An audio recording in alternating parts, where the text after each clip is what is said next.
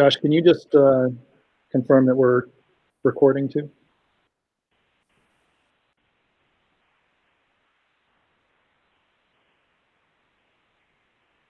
Great, thanks.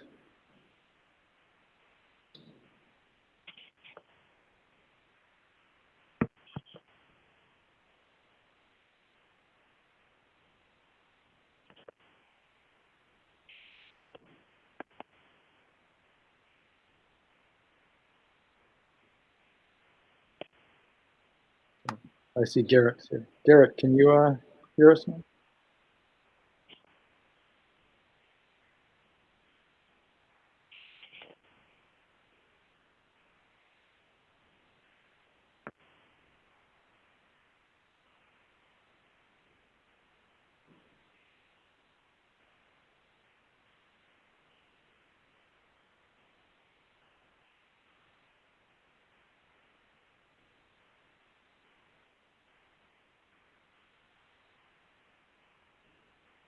Garrett, I'm seeing that you're on mute, but can you hear us right now? Oh, good. Okay, everybody. Great. Lisa's just logging out and back in to try and resolve her audio issue. So as soon as she's back online, we'll get started. Cool. Thanks. Yeah, I haven't used the Google Hangout, so it was, yeah, I had to like say yes, yes, yes, like let this whole thing access everything and anything on my computer. So I have no idea what my computer just did, but Okay. working.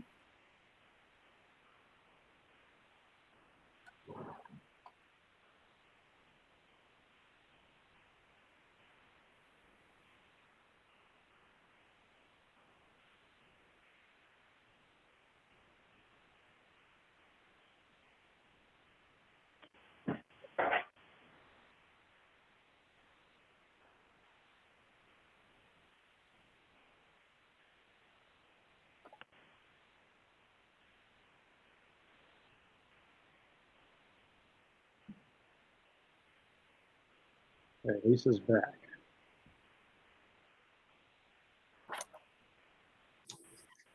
Can you hear me? Ah, we can hear you. Yes. Hello. Yay! Thank my technical support. Thank you. Thank you. All right.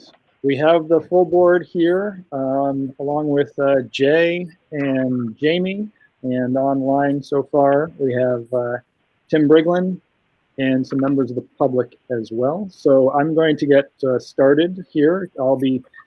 You'll Tom, see my eyes. Oh, sorry. Tom, I'm on phone. Who's that on phone? This is Jim Maslin, and I'm on the phone. Oh, great, Jim. Sorry, I didn't see your link there. Great. Glad you could join us. Thank you. And you'll see my eyes dart back and forth because I'm going through screens to see our board docs agenda, but I'd like to officially call the April 1st, 2020 Norwich regular school board meeting to order. Online, a few of us are at the Marion Cross School Library tonight. Future meetings may be held entirely online, as there has been a loosening of the open meeting restrictions due to the current situation with the COVID-19 virus. And we'll see how long that remains in effect. But for tonight, we're going to proceed with our online effort here, and thanks to Josh Malloy, our technical director for the SAU, who is helping us manage the links here, and is in the background helping the members of the public who can chime in and ask questions as we go through our agenda here tonight.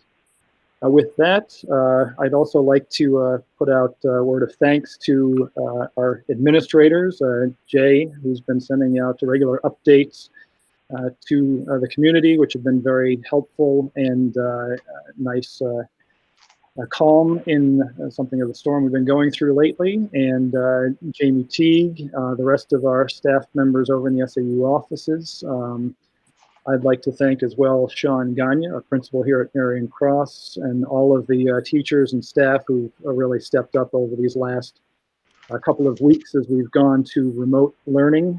It's been a Herculean task, and I thank them all for that, and thank our parents who have taken on a good bit as well as we've gone to learning from home, as many of our parents are also trying to work from home. We'll know we'll have some bumps in the road, and it won't be easy, but everybody really is chipping in at this point, and certainly will in the coming weeks. And I just want to say thank you to all of you. With that, I will go through our agenda. The first item is public input. I will ask if any members of the public at this point in time have anything that they'd like to discuss that is not a topic on our agenda already. And I'll give just a couple of seconds for Josh to let us know if anyone would like to chime in. Stuart Richards, I would like to ask a question. Sure, Stuart. And Stuart, just for posterity's sake, as if we were all in the same place, just tell us where you live. I'm calling you from where I live, which is at 82 Elm Street in Norwich. Thank you. But only for the last 36 years. So just a note of thanks from one member of the public also for the amount of effort that's being put in by all of those people who are on the line and who have worked so diligently, some for quite a number of years, and some perhaps who are newer. But nevertheless, the amount of effort that goes into this is just, it's above and beyond. But anyhow, here's my question, and I'll save my other questions for why I've tuned in for the section which is designated as 5B, the septic system update. I'm looking forward to hearing the update. But the question that I have for the moment is simply, what's the increase in dollars and percentage-wise for this year's school budget over last year, if you know? For the year that we're in, or what was just passed for next year? The upcoming year, the one that is projected. Okay, I don't have my budget book right in front of me, but Jamie, do you have the exact number there? Okay, Jamie's working to get that now. She does have the budget book in front of her. Oh, sorry. And I confess to being negligent and not having looked it up myself, but I thought that it would be easier to ask the question. I have the presentation. We'll move to the agenda right now, and I can certainly come back to that just before we get into the other topics of discussion.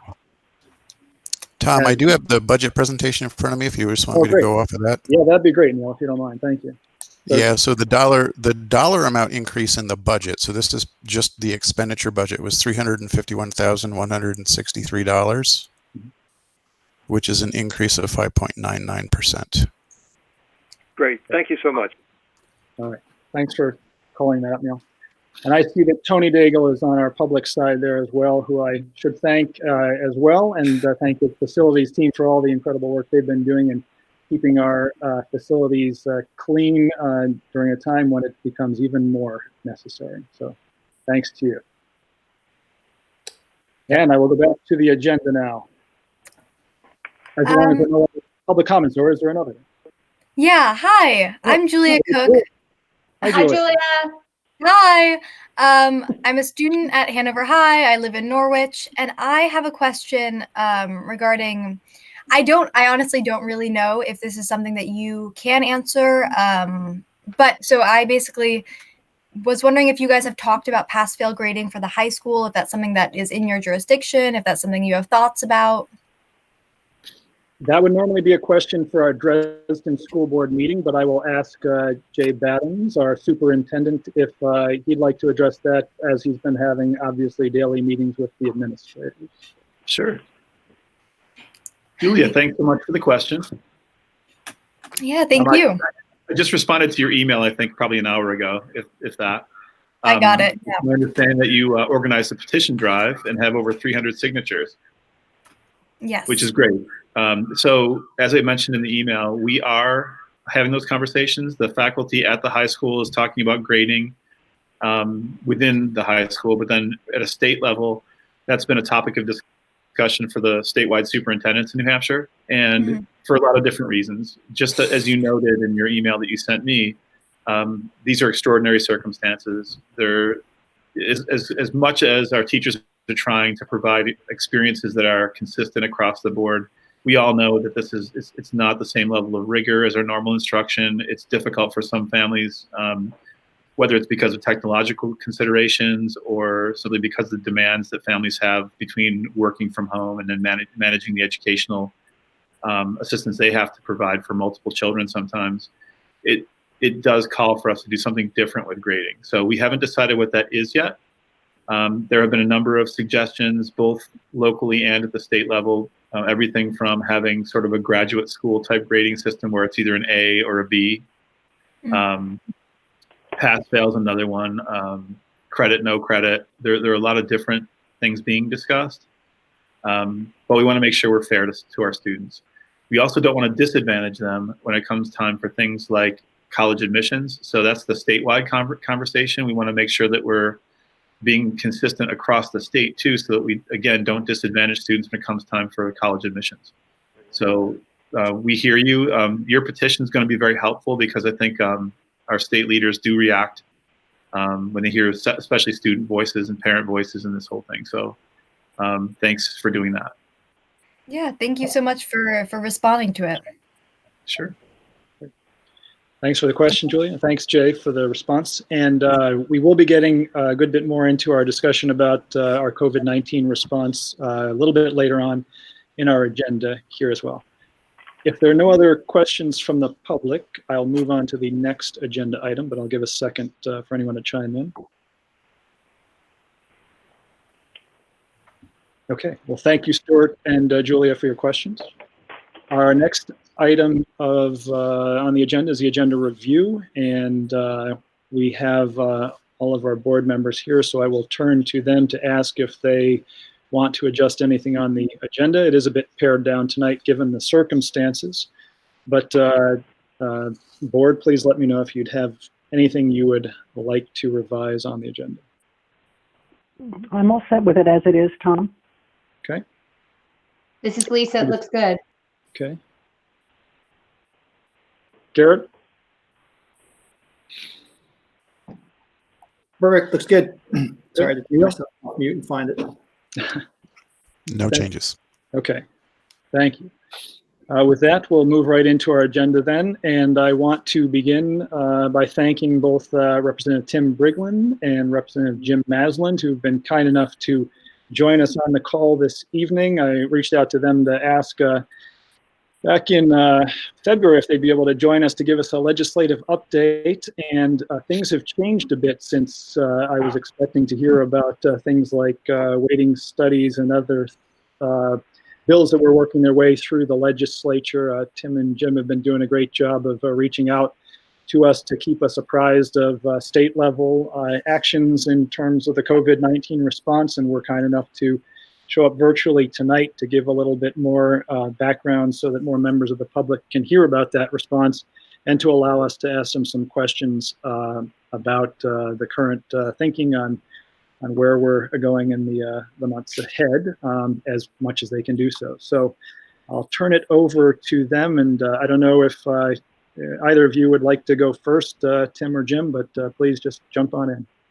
I always defer to Jim, letting Jim go first. But and I will say, Tom, you had given us some kind of prompts to respond to, yeah. And Jim, in all seriousness, I'm happy to defer to you as a member of the Ways and Means Committee, because I know your committee's been doing quite a bit of work with regard to some of the education fund issues, which are monumental. So, Jim, if you want to kick off the discussion, I'm happy to have you start.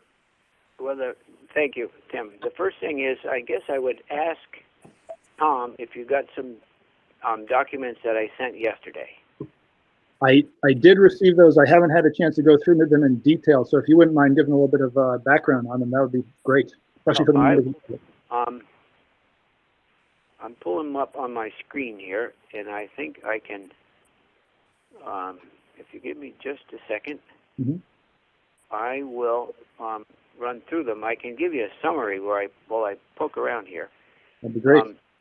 Which is the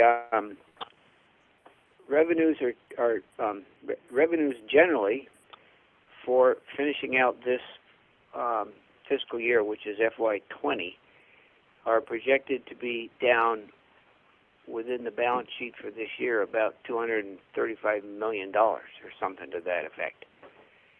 Not all of that is education, of course. And the good news, bad news is some of that shortfall is because of extending tax filing deadlines. Stuff that would be reported in this fiscal year will be reported in next fiscal year, if that makes sense to people. So the money reappears, some of that reappears. But we are still, this fiscal year, are going to be short, $35, $45 million. And that's a lot of money, needless to say, right? That's a whole lot of money. As far as this year's education fund, I think when everything is said and done, will be in balance. But that is because there were some revisions, money that wasn't spent in the previous fiscal year that we kept on the bottom line. And then we have had strategic reserves required by statute. I think I'm just picking through my head here. Something like $26 million. So we're going to expend almost all of the strategic reserve and revisions, and we will be able to end up with essentially a balanced ed fund budget for the current fiscal year. But next year, FY20, which begins FY21, which begins 1st of July, there'll be a whopping hole, huge hole, that we're, at least within the confines of Ways and Means, we're not sure how we'll fill yet. One of the documents that I sent yesterday to all the school boards that would be helpful for you guys to review pertains to the fiscal stimulus that has just been passed and what portion of that applies to schools. And actually, it turns out that there is a whole lot of money that applies to public schools in Vermont, and it's allocated on a formula which is contained in one of the documents that I sent, which Ways and Means Committee doesn't know very much about. This has to do with a federal act. I'll see if I can pull it up. And we are looking into how the money would be distributed. It goes out to schools according to a federal formula that Ways and Means is just digging into because it's not our sort of normal kettle of fish. So shortly, maybe within several days or something, we'll be able to report to each of the schools what portion of this immense amount of money will go to schools. And it is relatively unrestricted. We have a problem throughout the budget with much of the rest of the fiscal stimulus money that there's a lot of hoops to jump through that we have to try to negotiate. The federal bill was written for all 50 states, not particularly for Vermont. We are very grateful to our federal delegation for the amount of money that they got for Vermont, something known as the small states minimum. Very, very helpful to us. But in some of the categories, it is going to be a challenge to figure out how to get the money from the federal bucket into the state bucket,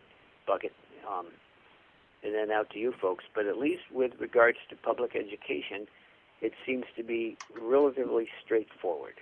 So we're very thankful for that. And I am looking for one specific document while I chatter along here. And we'll see if I can find it for you guys. But it is available. Send it to Tom. Please forward it to the rest of your committee, Tom. And and incidentally, I'm partway through drafting something for the Jim and Tim report that'll be posted shortly. It has the specifics of all this jazz. And happy to take your questions on any of that once you get it. It has been very, very difficult for me to edit my own work because it's a compilation of a lot of different documents, some from Feds, some from Ways and Means, some from Joint Fiscal Office. And it has been truly a challenge to try to get this all to you guys in coherent form that makes it, shall we say, easy to understand. So that's my short version for right now while I look for these documents on my screen, and I'll be able to talk from them in a few minutes. So Jim, I'll chime in here because I have the documents up that I think you're looking for, and so I'll just fill in some blanks while you're pulling them up. What the Joint Fiscal Office has estimated is that of the stimulus money that's coming out of the federal package that's going to essentially to local schools, Vermont's going to get about $31 million to be allocated amongst our schools. And on top of that, the governor is going to have it's called the Emergency Education Relief Fund. It's essentially a discretionary fund that the governor can allocate. It's about $4.5 million that Vermont is going to get, that he can allocate as he sees fit per kind of the emergency needs of, and it's not just elementary and secondary schools, it's also higher education needs. So roughly Vermont is getting about $35 million of this money that can be allocated to schools. And as Jim had said, in terms of what the allowable use is for the funds, and this is on the information that Jim had sent to you, Tom, as I read this, there are certainly a lot of COVID very specific things that it can be allocated to, but there's also some very wide parameters.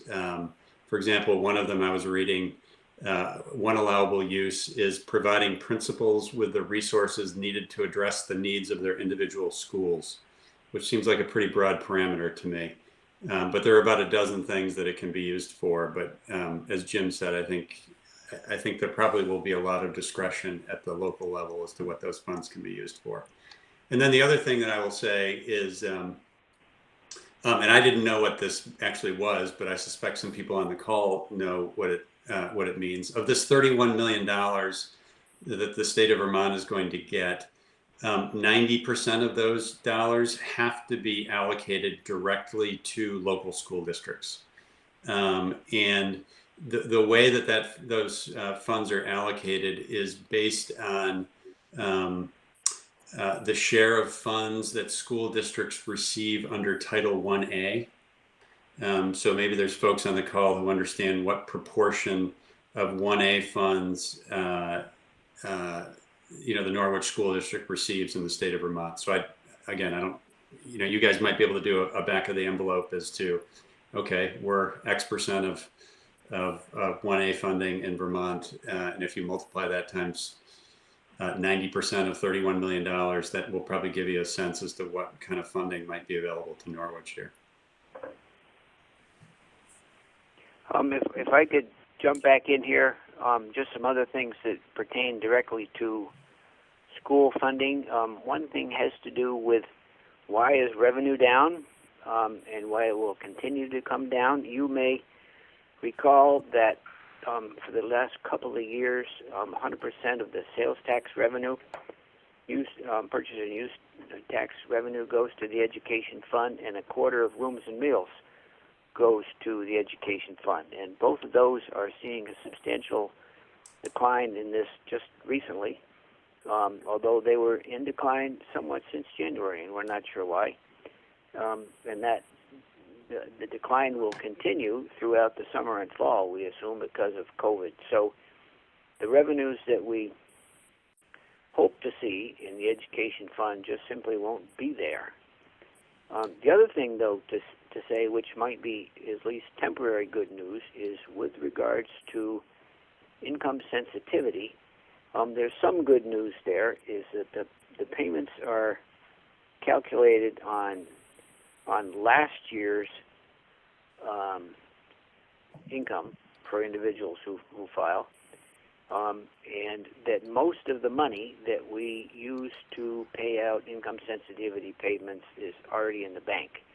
That is because maybe 3/4 or so of our towns collect their taxes early, and those payments have already been sent into the Treasury, so that there's a pretty substantial fund there to pay income sensitivity for those who use that. For this next year, though, however, there won't be any extra money that we can see. And as you guys know, school board and taxpayers know, when there's shortfalls, it's made up by the property tax. And so we're very, very concerned about that, and we'll have to work our way through what solutions might be. And with regards to statewide property tax rates and the yield rate, we won't be able to set those for a while. We'd just be swinging in the dark, I think. And there are default rates in statute. They won't raise nearly what you would expect, I believe. But at least there will be, if we can't set realistic property tax rates on time and yield rate, at least there will be, you'll have the capacity to raise money, let's put it that way. So that's very much good news, bad news, I guess. Let's see what else I can tell you. As I said, I'll have a document done for the Jim and Tim report maybe in 24 hours or so that would explain this fairly articulately, I think, and hopefully it'll answer at least basic questions, and I look forward to fielding any questions that come out of that. But it's not going to be easy, as we know. The other thing to tell you is if you go to the JFO website, Joint Fiscal Office website, they have a specific page related to COVID-19 financing. Tim, I wouldn't be surprised, has already been there. It's very comprehensive, and that will be updated very, very frequently. Wish I could give you much better news, except to say we're working very hard to try to make heads or tails of what's getting thrown at us. The other footnote that I would add to what what Jim has reported, as again, there are so many unknowns here. One of them is that I think is concerning at the state level as well, frankly, as the local level, is with the economic situation we're in, to the extent that folks are actually going to be able to meet their property tax obligations. I think the books are already closed for Norwich. Still in this fiscal year, there's about 10% of the property taxes that haven't been collected to be paid into the education fund, which is, a normal course. I mean, there are some towns that have, 3 or 4 payments across the year, and those final payments have yet to be collected. So there's still, roughly, I think it's $125 million that's outstanding and remains to be collected between now and June 30th, which is really an unfortunate time of year, considering recent economic developments for those to be outstanding. And then looking ahead to next year, obviously the Norwich school budget has already been established for FY21, but it remains to be seen, particularly for the timing of property tax collections, which is different across towns. I can't remember when Norwich's are due, but how that is going to affect the ability of towns to actually collect those property taxes.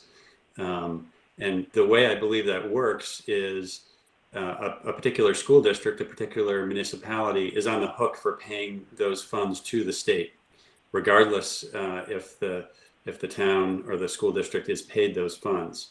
So, there's a credit issue that school districts around the state, I think, are going to have to grapple with in the next year. But that's not news to you folks.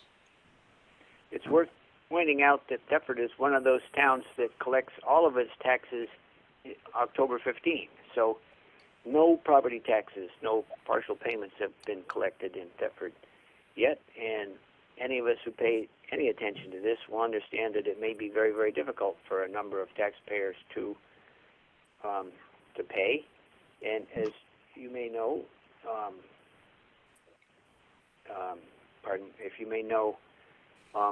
towns have the legal authority to abate municipal taxes, but at this point, there's no authority to abate the education fund, which is a substantial part of the education portion of the property tax. We began to talk about that a little bit today. Abatement is one thing. Forgiving penalty and interest is one thing. That is fairly often done, and the Commissioner of Taxes has the ability to do that on state level taxes. But then again, it's the question of what revenue will we be lacking, and where on earth will it come from? And we all know kids are our future, and they deserve a quality education, and we have an obligation to provide it for them. So how we go about that in this year and another year or something is an open challenge, and we'll just have to work our way through it as best we can. So two other things that I want to mention real quickly, Tom, that you had asked in your email, which was, generally speaking, what is the status of, there's a variety of education bills that are before both the House and the Senate committees. What is the status of those right now? And quite frankly, they're in limbo. Right now, both the Speaker of the House and the President Pro Tem of the Senate have fully focused all committee work on COVID emergency issues. So I would say for the next at least 2 weeks, education bills, generally speaking, probably not the funding stuff, but kind of the policy stuff has been set aside. It's possible that committees will, have brief discussions about those bills. But there certainly isn't going to be any movement on those bills, I would say, for at least a couple of weeks. And one of the challenges that we're trying to work through in both the House and the Senate is, prior to actually coming back to Montpelier and having the ability to debate these issues face to face, is it prudent? Is it even possible to take up controversial legislation and debate it literally in the format that we're using tonight for the school board meeting? Not easy to do with 150 people in the House, much less 30 people in the Senate. So I suspect that the more challenging policy discussions around things like weighting studies is debate and discussion that will probably hold off, certainly in terms of voting, until we're back in Montpelier, whether that's this year or whether that moves off to the to next year. So that's one thing I wanted to address. The other is, I'd sent an email out to you, Tom, and I'd gotten some feedback from a variety of folks just on connectivity issues. And it's something that my committee is working on that we're very interested in. We're working with the House Ed Committee on this as well, which is trying to get our arms around from a remote learning standpoint as to how many students, how many households in each district fall into one of two categories, and maybe both categories. Either one, do not have access to broadband internet that would allow them to participate in remote learning, and or fall into a category where they're in a household where that household can afford access to the monthly payment to support broadband access. And we're trying to get a sense from around the state as to very specifically how many students and households are we talking about here who can't access remote learning opportunities that maybe somebody a mile away can. So what is the inequality of educational access that we're dealing with here? So, and I have gotten some responses from local principals and superintendents. That's been helpful. But I just want to give you a sense that's something that we're trying to address as quickly as possible at the state level. if we could go back to the weighting study for a minute. The weighting study, we reviewed that issue in Ways and Means earlier, much earlier in the session. The report that was done, as you guys are aware, was very well done, very well researched, and pointed out some important things without trying to dictate a solution.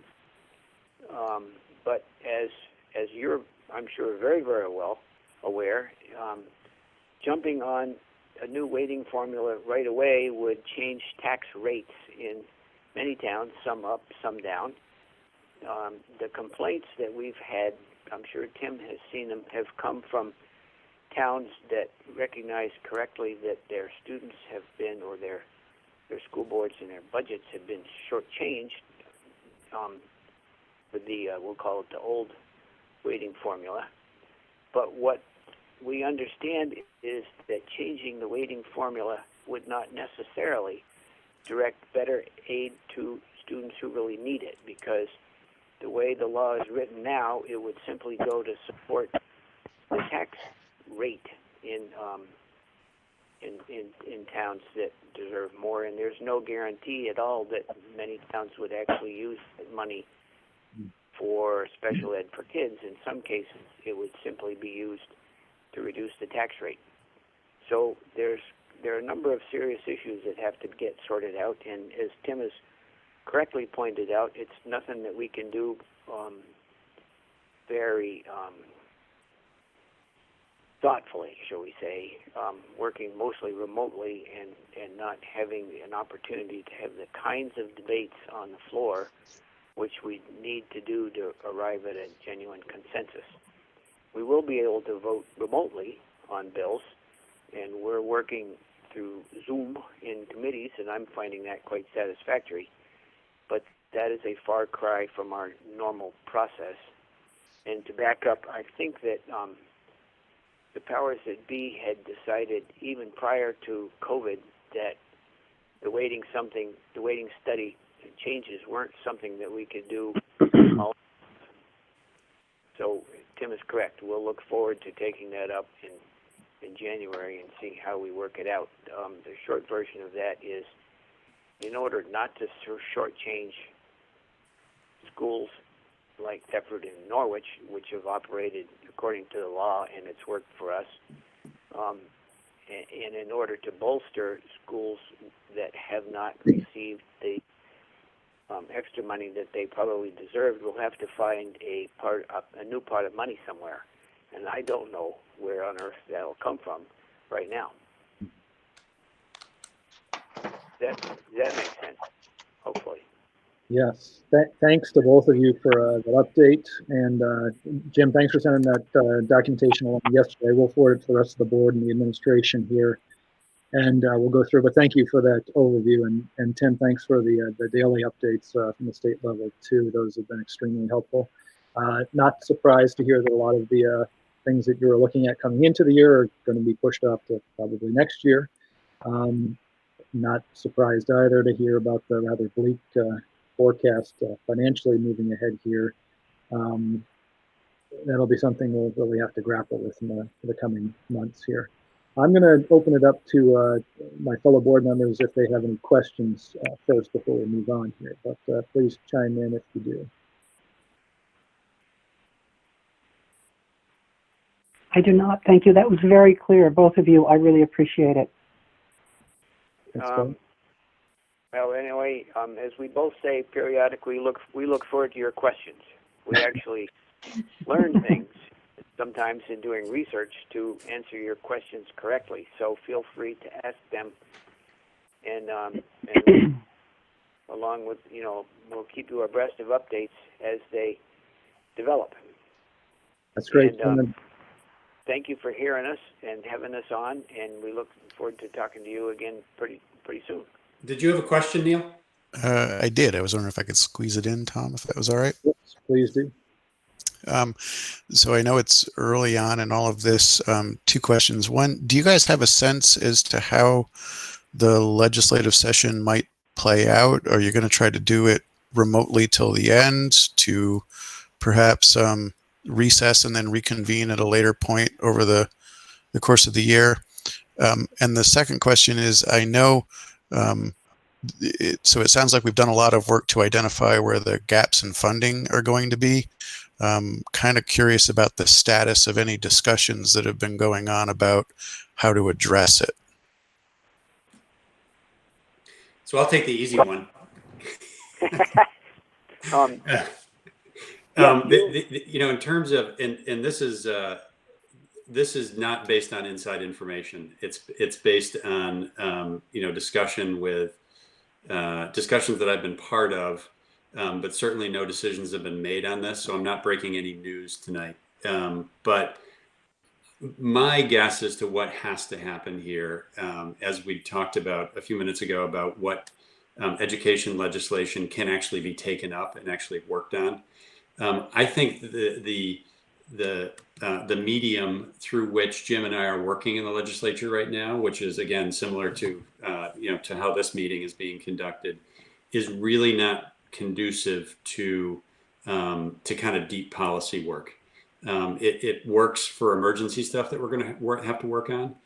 So the short answer to your question, Neil, is I think we're going to work for another month or so on getting the emergency legislation that has to get passed, and that may well include some money bill stuff.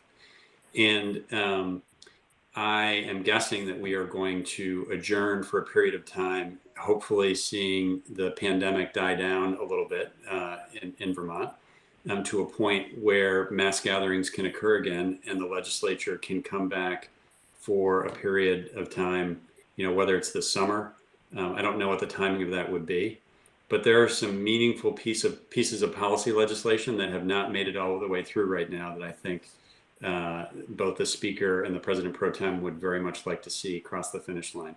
So my guess is we're going to be doing this remote meeting for a period of weeks, if not a month or so, and then at some point we're going to adjourn with the group coming back together maybe this summer. That's my guess. So I Jim, would say much the same thing, but with maybe slightly different wording. But it comes out the same place, which is we will work remotely as long as we can and as productive as we can. But Tim is correct. You can only do so much in that format, and particularly when it comes to bringing bills to the floor.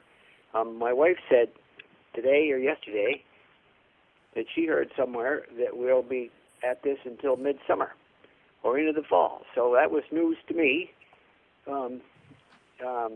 If you could get the humor with that, and we'll just have to work through it. We recognize our obligation to. That's what you sent us up there for, So we'll do the best we can with what we got, where we are. To use an old phrase of doing this, and I'm expecting, as Tim has said, that we'll have some gaps in timing as well as gaps in funding, and we'll just have to muddle through. So Neil, my answer to your second question is I don't have a clue. I really don't. I mean, the fiscal challenge that the state and therefore our local municipalities and school districts have facing us it's unprecedented.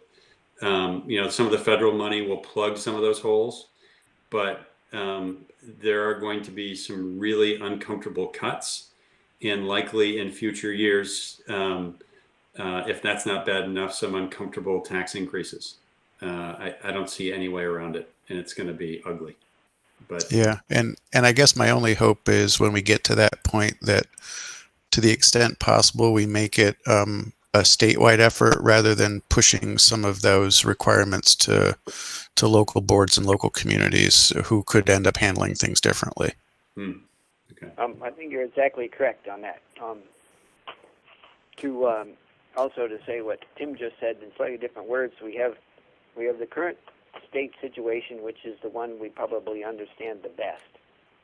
We have a pot of federal money which will get divvied up and directed in certain ways, some of which are pretty specific, and others we have our own ingenuity and creativity to try to figure out how to make them work.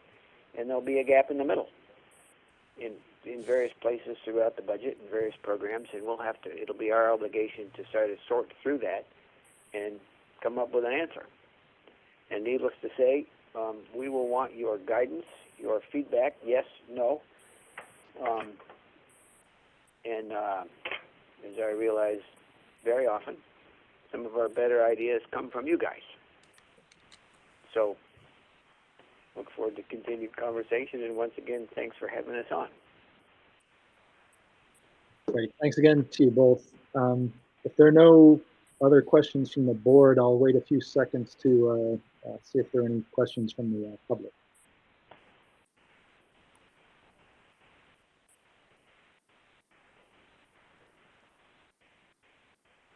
Okay, not hearing any. I'd like to thank you guys again. I know you've been extremely busy. We really appreciate all of the updates and all the work you're doing in Montpelier, and we will certainly be reaching out with more questions as we go forward here. So thanks again. Thanks for taking the time to come out with us tonight. Okay. Thanks, Tom. Thanks, Take care. guys. Look forward to the Bye-bye. next Be time in safe. person.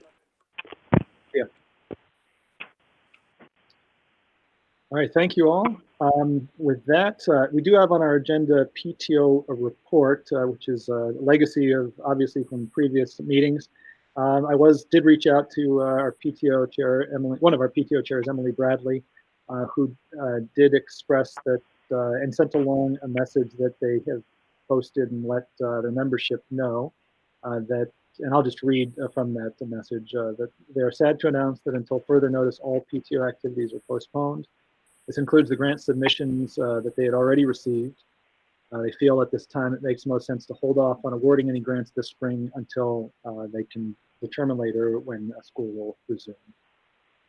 And so they will not be meeting in the near term for obvious reasons, but as always, continued thanks to them for their support through all that they do for us. And with that, I will turn it over to Sean Gagne, who's online for his principal's report, which he has attached to the public section of Board Docs. Sean? Thanks. So I'll start with, we enrolled our first remote learning student. So you'll notice that for class enrollment, first grade gained 1 student. I don't know what our new student looks like, but we were pretty excited to welcome her in a remote way. Most of my report talks about our remote learning plan, and it's an ever-changing plan. So one of the things I'll start with is I'm really pleased with the ability of our staff to, on a moment's notice, shift what they're doing. And some of them learn a brand new platform. Most of them learn a brand new platform and still be able to make connections with kids. We talked about at the very beginning that our goal during this time is to keep those connections strong with kids and staff members. And I feel our staff is doing a really great job with that. Some pluses that I've noticed, I see a lot of great family involvement. So Norwich has wonderful families, and many of them have reached out to staff members and are taking advantage of the office hours that we're offering and asking good questions and getting support when it's needed. Our SPED services are, I think, probably our strongest place right now.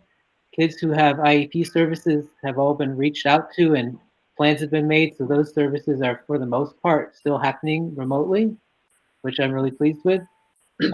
This morning, Mr. Newton reported that he does an 8:30 PE remote time, and he had 65 kids join him this morning for remote PE, which I think is a great way for us to start the day. There have been some challenges that we've been working with. So there is a huge divide between kids who have technology and access to good internet service and those who don't. So we've been providing computers for kids who need that type of support and working as a leadership team to decide how to get services for parents who don't have great technology to begin with. One of the things that we talked about as the staff today, we had our remote staff meeting with 42 of us on a Zoom session, which was interesting. But what we're most worried about are the kids that we haven't been able to connect with. So we do have some students who, for some reason or other, we haven't been able to connect with them through phone or online, and we can't go to their homes right now. So we have a concern about not many kids, but some kids who we just haven't been able to make contact with, and we're going to continue to work on how we can do that better. And the other thing we're concerned about is the further along we get, the harder it is to assess where a student is and therefore plan any type of instruction that helps them grow. That's something as a staff we have to grapple with, is how can we, how are we going to assess kids to be able to provide remote learning without really being able to work with them, sit down with them and do what we've typically done. But the thing I'm most pleased with is the staff is gung ho to go forward with this and do the best that we can to help kids be successful. That was the feel that I got from our staff today when I talked with them, that they're going to do what's best for kids.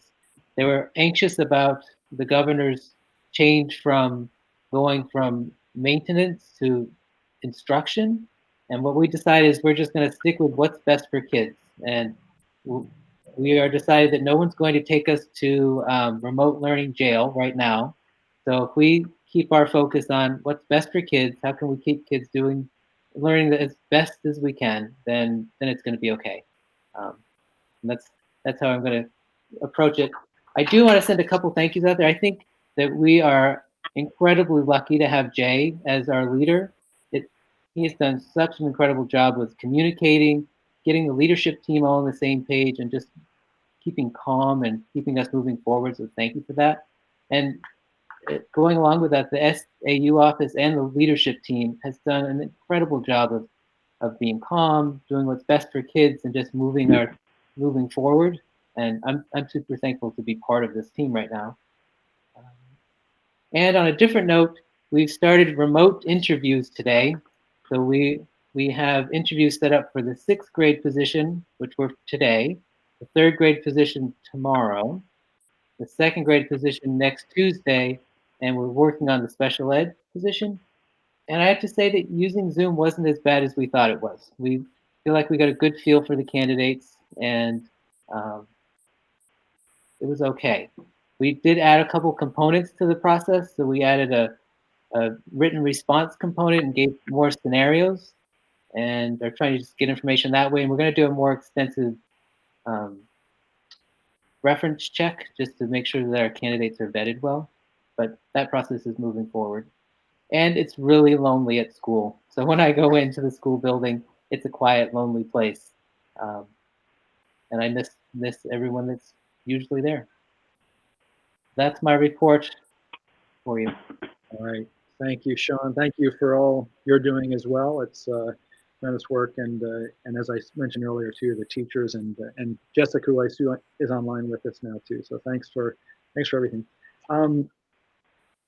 Just to follow up on a couple of things, is I know you said you haven't been able to connect with these students. How many are there, and have you not been able to connect with them at all? Yeah, so I would say there are about 10 that we haven't been able to make contact with. There are probably about another dozen who we've made contact with who are choosing to do nothing at all. And we're trying to figure out, it's hard enough to hold somebody accountable when they're next to you at school, but how to build in that accountability and motivation from a distance. So it's not a large number, but it's significant enough for us to figure out how to work with it. So you're continuing to try to reach out and. Oh yeah. Okay. Um, Sorry, cut in there, Lisa. Go ahead. Yeah, can I just have a follow-up for that? Are these students that you're concerned about their safety, or is it that you're concerned about? I mean, obviously you're concerned about their learning too, but I'm wondering, is it a safety issue? And if so, could the police chief or the public health officer help in any way? Yeah, Chief Frank is great about that. It's not something we're concerned safety-wise. We're thinking that it could have been families who went someplace else and just didn't notify us. But we're safety-wise, if there's anyone that we're concerned in that aspect, we've already reached out to DCF. Okay, thank you. And I'm glad to hear that, and thanks to everyone for trying to help even the scales with the tech inequities too. That's certainly a challenge that I'm sure we're facing across the state. What are you hearing from parents, Sean? Is this generally working out? What kind of feedback do you get? I think parents are appreciative for everything that teachers are doing to reach out. Some of the feedback that I've received that we need to work on is if you have 3 or 4 children and people are trying to juggle all of those Zoom sessions and all the work that kids have to do, which is tough for families. So that's something we as a school have to coordinate better so that we're not bombarding people with communication. And then we've had parents reach out to say, I'm not a teacher for a reason, and I just don't know how to approach some of this the right way. And that's where we're trying to refine the office hours piece so that people can get support around the parts that they need that help with. But for the majority, the vast majority have been positive about and thankful for for what we're doing already. Good. Thank you. I'll add one more. I did enjoy the singing of the Bells of Norwich by the staff there. That was great. So thanks for that too. But turn it over to anyone else who has questions for Sean here now. I don't have a question. I'd just like to weigh in with my 2 cents worth as both a parent and a board member. But as a parent, I am beyond impressed by what the 6th grade team of teachers has done for the family here and for our son. It's really been phenomenal. They've been upfront, they've been clear, and they've made little mistakes here and there and immediately corrected them and communicated clearly. And it's been a real pleasure to see, and it does underscore why I'm not teaching elementary school as well. Thanks, Doug. Other questions for Sean?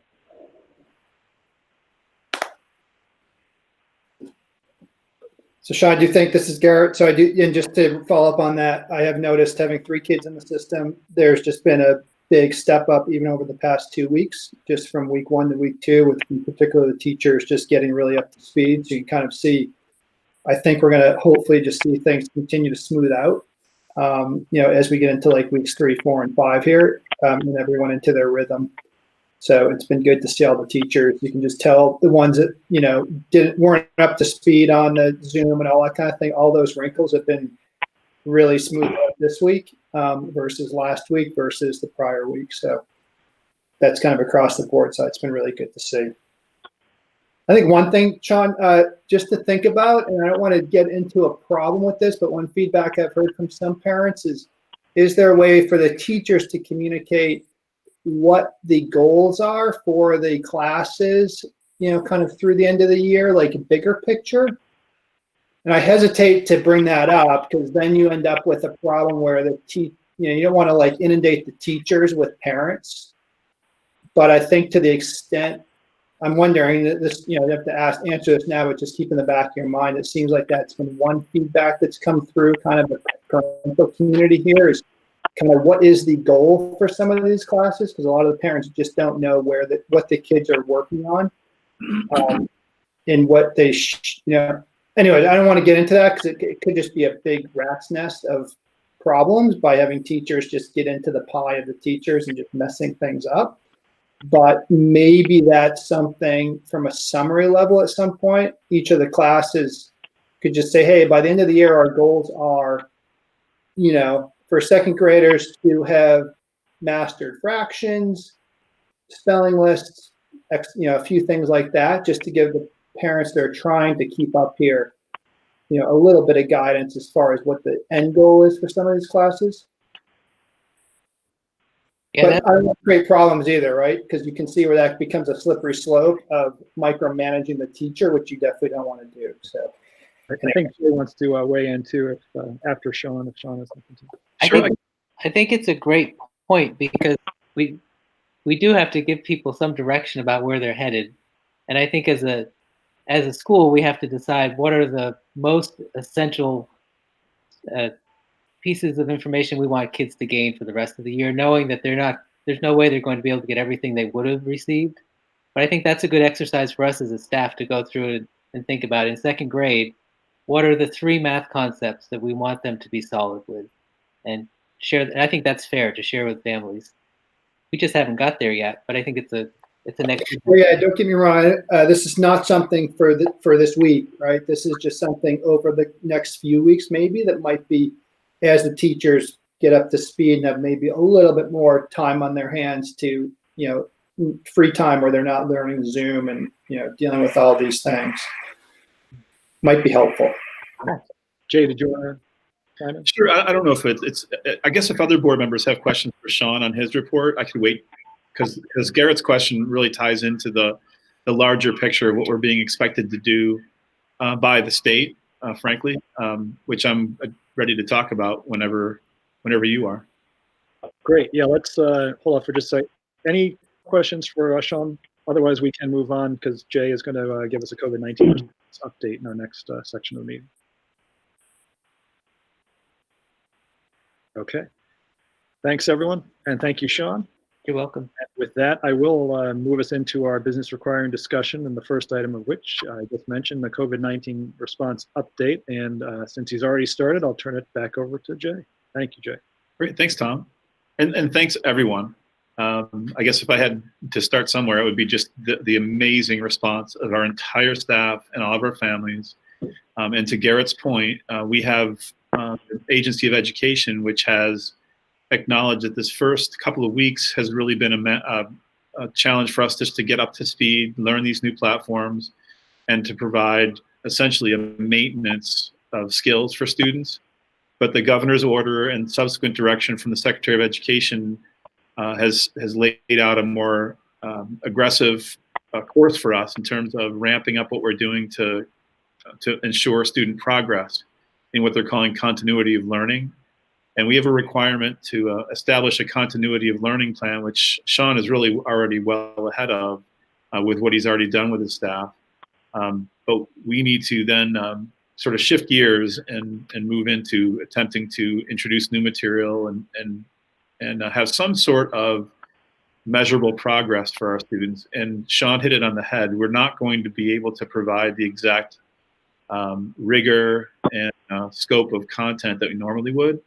But one of the tasks we'll have is trying to figure out what are those key skills, key elements of content that we want to make sure we are trying to plan around. Another challenge there, though, is our teachers are also parents, and they have spouses, some of whom are now out of work, and they may themselves have children at home that they're having to help educate as well. And so that's what's really made this whole response both challenging and impressive. I know what's happening in my own household. Having an educator as a spouse and having a son and a grandson without childcare at this point, it's a challenge for everyone. And I'm just so pleased with how well everyone's working together, how patient our parents have been as they learn how to use these new technologies, and also take on that role as a home educator. What I think we all need to be keenly aware of, though, is that really education is critical. It's really important for us to maintain some sort of continuity of learning. But the warnings that we're getting from our departments of health and from the CDC and from federal and state governments are that we haven't seen the worst of this outbreak yet.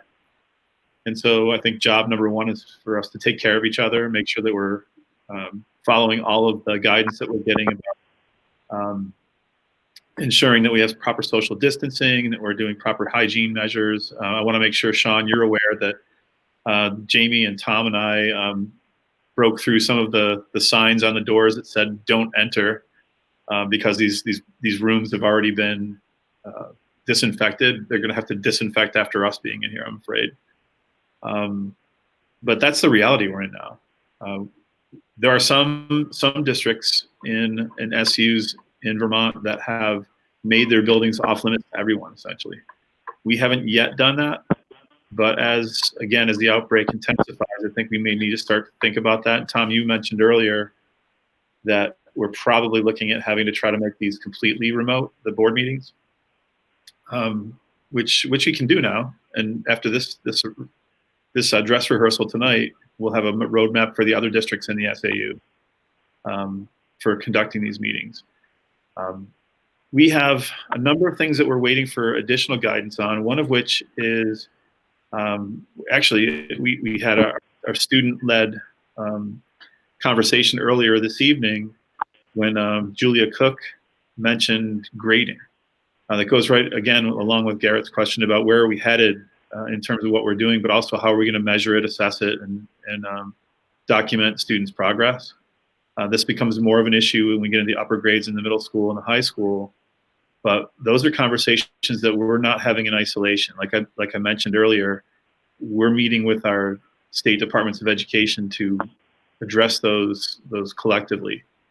There is a big push to have some sort of a pass-fail for this fourth quarter, an attendance-based grade system of some sort, degree of participation in the distance learning offerings that we have, and honestly, given the stakes and given what's going on out there, I'm not opposed to that at all. Another thing that's being addressed statewide in both states is the April break. I sent a message out to the community. After having consulted with the board, we've decided to maintain our break. And now, after we've made that determination, Secretary French at the Agency of Education stopped just short of mandating that for districts, but he did give us guidance for Vermont that insists that we maintain our calendars as is and preserve those breaks. They left it up to those districts in New Hampshire to make that decision for themselves. We have, and I really think we're going to need it. The challenge there, though, is that if it's truly going to be a break, we will lose that week as an option for teachers to do the more in-depth planning that we might need for the remainder of the year. So one thing educationally that we're working on in both states is trying to figure out how we can build in some concentrated planning time. If you recall, at the beginning of this 2-week period, we had a 4-day period for our teachers to learn how to log into Zoom and other platforms, learn what things to pick out of their curriculum to use as the basis for our remote learning. We're now going to go into a longer, more extended amount of time, and we're discussing ways that we might carve out some time where teachers are still certainly working, but they're working planning and collaborating, but not necessarily interacting with students by Zoom. So if there was a day a week maybe, or some kind of time where we're essentially taking a break from the face-to-face virtual instruction with students so that they can actually be planning units and adapting existing curricula. So again, no decisions have been made on that. I'm meeting with both unions tomorrow, actually, to figure out what would work best for teachers, and then we'll be announcing that probably the following week. But we're anticipating that we're going to have some planning to do. Other than that, we've not heard much regarding our own staff and our own community experiencing much in terms of the COVID-19 outbreak itself. It just feels right now like we're really bracing for it. It becomes real when I get approached by the Hanover town manager to scope out the high school as a overflow treatment center for patients, which we did yesterday. And we've also been approached to have an elementary school available for blood donation. So those are the sorts of things that are sort of making this very concrete. And I'm glad that our folks have stepped up so much to help. Everything from delivering meals, delivering our bus drivers have been real heroes in getting both food and learning materials out. Here at this school, Sean, the work the community shouldered, along with Chief Rank and the police department and our town workers, to do that distribution was really really impromptu, planned quickly, and executed flawlessly. It was really cool to see. So that's kind of where we are. I would encourage people, and people have been both very kind responding to our daily communication, but also it's been a great forum for getting questions that in some cases we haven't anticipated as an administration. But I hope people do feel free to respond and ask those questions, because there are certainly things that we won't anticipate, and there might be needs out there that we can help address. So I don't have anything new as of today, although I've been jumped a few times by the governor making announcements well after the close of business that make me have to go back and revise my my updates. But I haven't had any of those yet today. So tomorrow's another day. Friday, I'll get more information from the New Hampshire side, and we are sort of waiting for a template that is in debate right now about how the Vermont continuity of learning plan is going to unfold. So that's about it for now. If anyone has any questions that I can answer right now, I'd love to have them. Jay, sorry if I totally missed it, but the difference currently in the end dates for the two states, did you talk to that earlier? No, but that was a conversation we had. Our one of our 3 weekly face-to-face meetings with the Commissioner of Education in New Hampshire on that topic. He didn't come out and say we're going to be going to the end of the year remotely, but sort of hinted at it. He also said that the New Hampshire districts have some latitude in deciding whether or not they want to begin planning for the entire year to be ended remotely. So I anticipate that's going to be coming out soon, maybe as soon as Friday. But just based on what the predictions are for this outbreak, I honestly don't anticipate that we're looking at any sort of return to school as we normally conceive of it. I think we're probably going to be doing this remote work till the very end. Ideally, if things were to be lifted, maybe toward the beginning of June or something, where we could actually get kids back for some sort of opportunities to interact. I think that's probably the best we could hope for. Great, thank you. Any board members have any questions for Jay? Jay, I think you're doing a great job. I know talking to friends, sorry, it wasn't a question, but talking to friends in different towns around Boston and whatnot, I think your messaging and whatnot has been superior, and listening to parents and whatnot in other towns around the New England area, it's definitely been a challenge for everybody. So I think one question I had, Jay, too, that I was thinking about, and this is just wondering if it's something you bring up with the state folks, but fact is, talking to some of the teachers, if the kids didn't learn anything from now until June, it probably wouldn't be that big of a deal. They would catch right up again next year. So I guess the question would be, is there a plan to put in place maybe where next year when the kids land in school in the fall, where they would take some sort of test?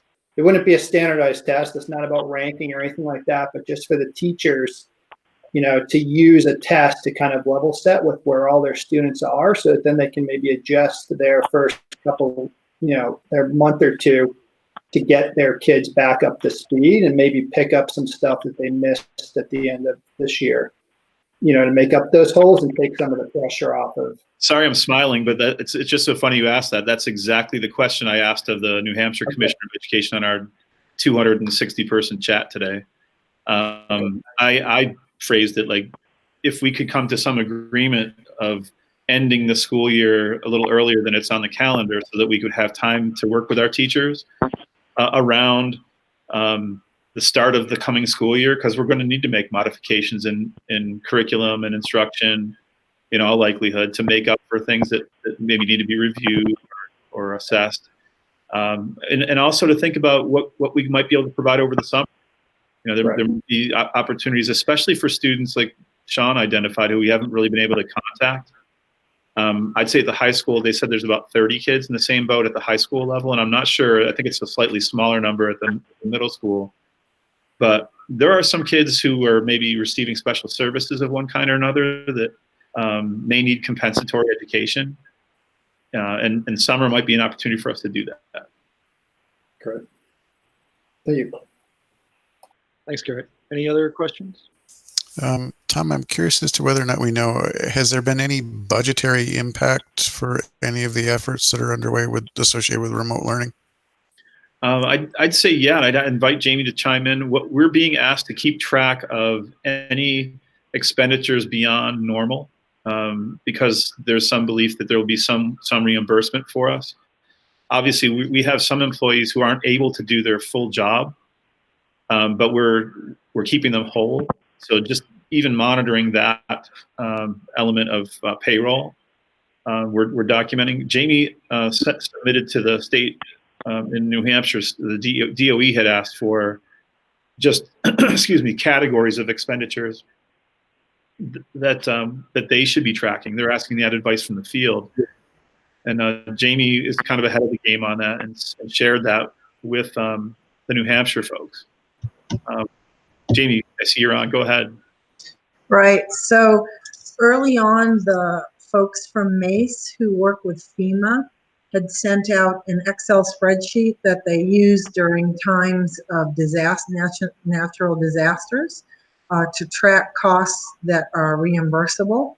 So we've had that since probably the second week of March, at which point, the minute they told us we were closing schools on the 13th, we started tracking anything that was out of the ordinary in our accounting systems by designating it COVID-19 or COVID related.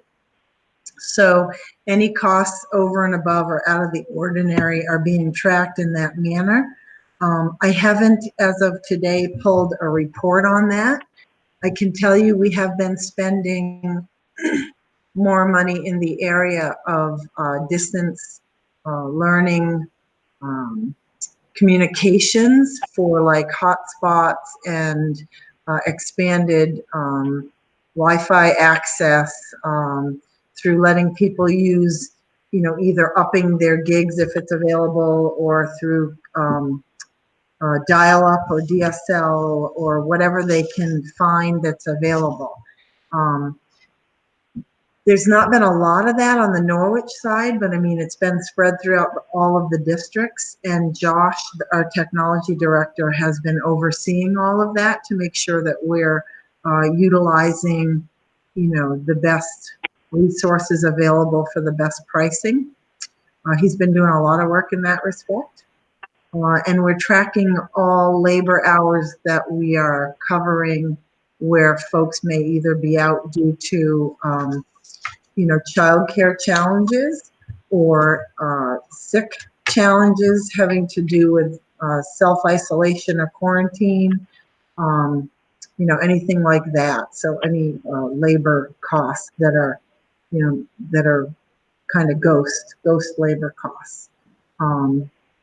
And anything for supplies, cleaning supplies that are over and above what we normally would have purchased. Although interestingly enough, we figured today we're probably saving a lot of money on toilet paper and napkins or hand towels because the kids aren't in school. So the supply lines might balance out. We may need to make some deliveries of that toilet paper eventually for our families. We may. But they're really big rolls, so I don't know how that will work. So we're tracking everything that's out of the ordinary. I wouldn't say it's negatively impacted our budgets or at this point in time, because there are some offsets of things that we're not spending. I have met with all of the vendors. And they are working on adjusted projections for March, April, May, and June for busing and for food services, because those contracts are in place. So we're working through what base costs look like on those. I hope to have those numbers this week. I got the Norwich one for busing at like 4 o'clock today, and I haven't had a chance to digest it and tell them I agree yet. So. But we've had those meetings, and Tony and I have had meetings with some of our other vendors for the upcoming year. Hey, Jamie, would you mind also sharing with the folks who are online some of the changes that you anticipate that may happen with regard to deliveries? Oh, okay. For food service? Yeah. We were going to send that out in an email to everybody. Okay. Give the board a heads up. Okay. So there's been new guidance that's come out from our, I really hate watching myself talk, by the way, but there's been new guidance that's come out from our insurance company with regards to any potential liabilities, and also new guidance from the National School Lunch Program on how to safely deliver food to everybody.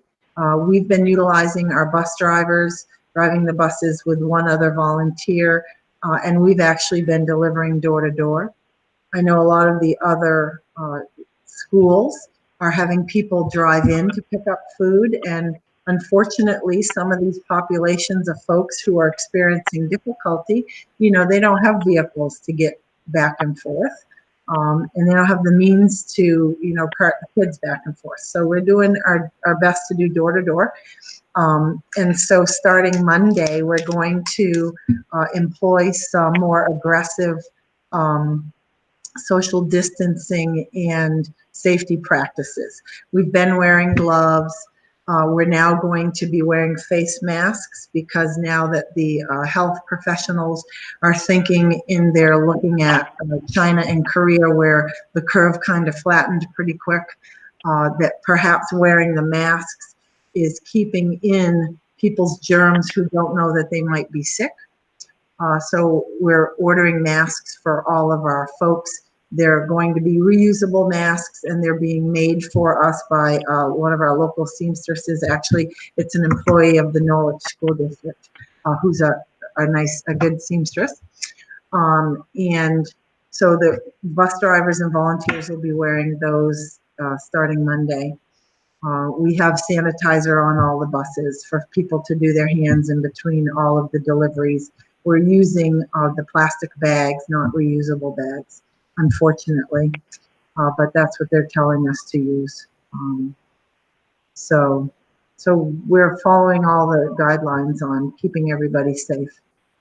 Jamie, I just have to point out to everybody, not to embarrass you or anything, but you have been like mission control. A little bit. Delivering, I mean, she's been doing deliveries by herself, and has marshaled all of our logistical resources to make sure all this is happening. And even to the point of running out to get me some allergy medicine today. Yeah, I was going to send you home because you were sneezing. Yes, and I've delivered textbooks, and I have to tell you that I know the far reaches of Norwich. Hawk Pine Road is amazing. And I have my husband's Jeep this week and last week, and so I've been dirt digging on the dirt roads in Norwich, delivering books and food, and it's been a blast.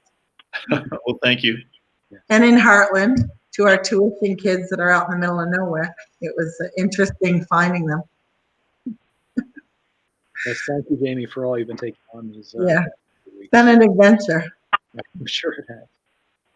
Any other questions for Jay or Jamie at this point in time? I have one simple question, Jamie. Do you also go do any kind of back and forth with Dan Frazier, who's doing a lot of volunteer coordinating in the town? Do you check in with? Hmm? Sorry, I didn't mean to interrupt you. No, go ahead. I'm done. I actually have not had a chance with all the different meetings and everything going on to coordinate with Dan. However, we did just fill our volunteer coordinator position. And so if there's any further volunteer coordinator efforts to be done for food delivery or people in need, we're going to direct them to Emma. It's Emma Cottage is our new volunteer coordinator. And we met with her last week. And so she is on board with that. And my battery is running low on my computer. So I hope I don't lose you before the next round here. Well, while Jamie's trying to get that straightened out, just so everyone knows, Emma Cottage just started working with us. Yep. So she has an email address, and of course picked this time to start working as volunteer coordinator for us. Yeah, great. And I have to say, the feedback we've gotten from our families, we're so blessed with the expertise we have in this community.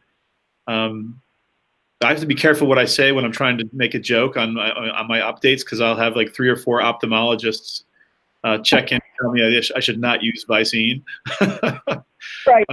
There's plenty of specialists out there. But it's so cool to see so many people wanting to help. We're hopeful that as time goes on, Emma's going to be able to help us sort of coordinate all those resources and find ways for people to help that also allow them to maintain their own health and be careful.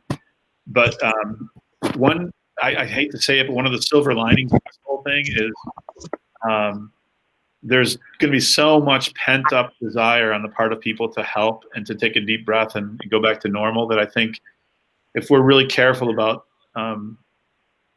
making sure that we keep track of those folks and people who have stepped up and then give them opportunities that make good sense, I think we're going to be even more impressed by what will result from it all. Thank you. That's what I was hoping, Jay. Thanks so much. That's exactly what I wanted to hear. Thanks very much. Other questions for Jamie or Jay? Sorry, I had to move. My machine was dying. I'll give it just a couple seconds for Josh to check if there's any questions from the members of the public.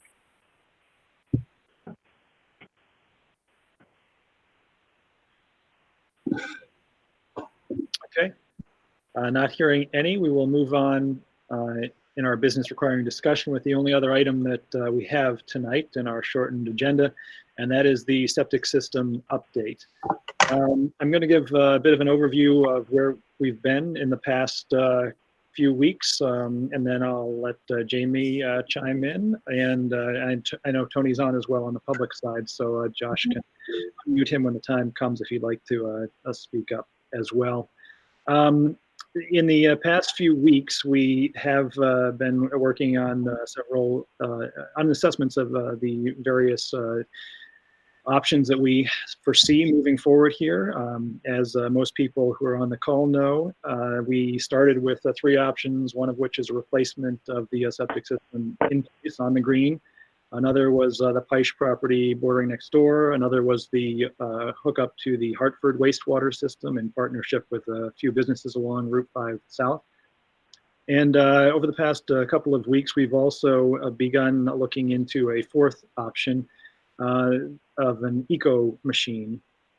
One of the 4 options, the Peisch property, has been deemed not viable as a result of the soil conditions in that area. And with regard to the first option, replacement on the green, we are continuing our testing now with the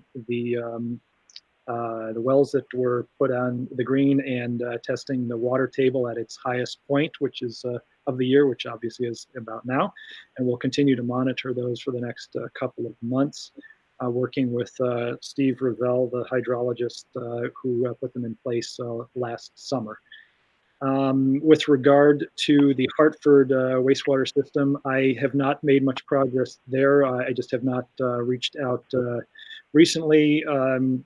Although I did check in with the town manager, probably, I can't remember if it was before the last meeting or this one, to check on the status of their approach with regard to the system-wide assessment that they are beginning as well.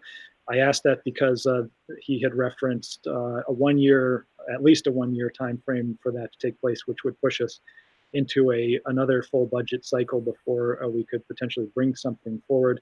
I will be going back and forth to see if that timeline might shorten and might provide us with some more opportunities to pursue that connection. And we'll work with the town manager and reach out to the select board on that. Where we've been putting most of our effort over the past couple of weeks has been into an assessment of whether a potential eco machine would make sense. We were given a point of contact, which Jamie reached out to Dr. John Todd of Todd Ecological. And he met with Jamie, Tony, James Kirkpatrick of King Arthur Flour, the facilities manager there, and I virtually a couple of weeks ago to give us an overview of how some of the systems that he designed work, one of which is the system over at the Sharon Rest Stop. And we talked about the possibility of a type of system like that that might be able to be put in place on the Dresden Fields property. What that would require, obviously, is pumping the wastewater from the Marion Cross School to a location on the Dresden Fields, if that was deemed viable, and similar to the option where we would look at connection to the Hartford wastewater system. We are reaching out to partner potentials for that, which is why we had James Kirkpatrick of King Arthur Flower participating in that discussion. It was all informational at the time, and Dr. Todd referred us to another group that he's been working with recently, and many of whom worked with him on many previous projects, through a firm called Biohabitats. There is an office here in the state of Vermont.